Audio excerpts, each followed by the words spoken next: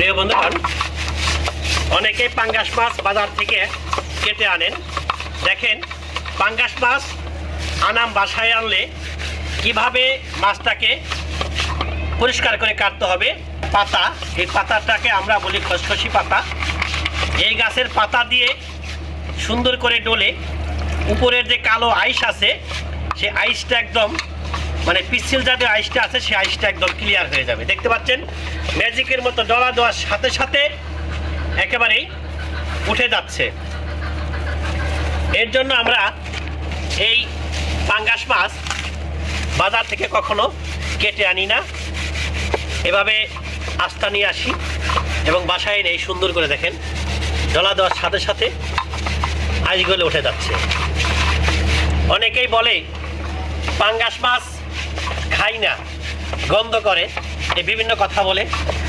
আসলে মূলত হচ্ছে পাঙ্গাস মাছ রান্না করা বা পরিচর্যা এটা অনেকেই কিভাবে ভালোভাবে করতে হয় জানে না।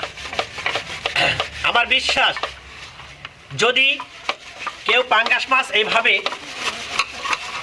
পরিষ্কার করে রান্না করে খায়, তাহলে সে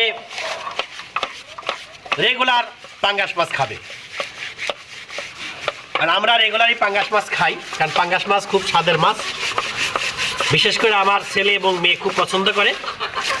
আমি তো মাছের পোকা, যে কোনো মাছই আমি খাই। আমার কাছে মানে টাকা থাকলে যদি বাজারে যাই, মাছ পছন্দ হয়, তাহলে মাছ নিয়ে আসি। এক কথায় বলা চলে আমি হচ্ছে মাছের পোকা।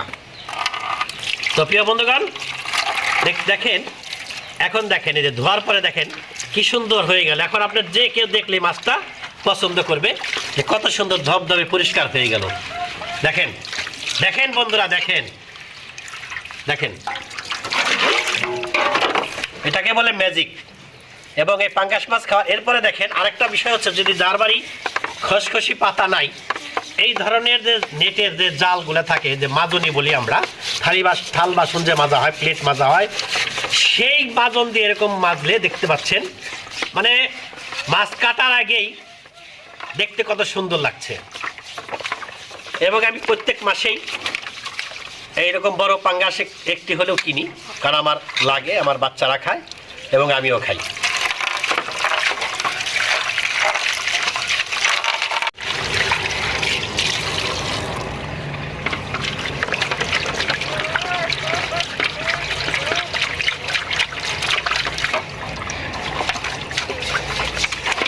প্রিয় বন্ধুগণ, এখন দেখেন মাছটার কালার কত সুন্দর হয়েছে, একেবারেই মানে কোনো রকম ময়লা নাই।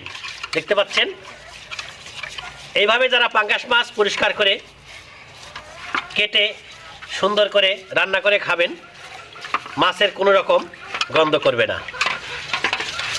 এই পদ্ধতিতে আপনারা পাঙ্গাস মাছ বাজার থেকে এনে কেটে রান্না করে খেয়ে দেখবেন, অবশ্যই ভালো লাগবে।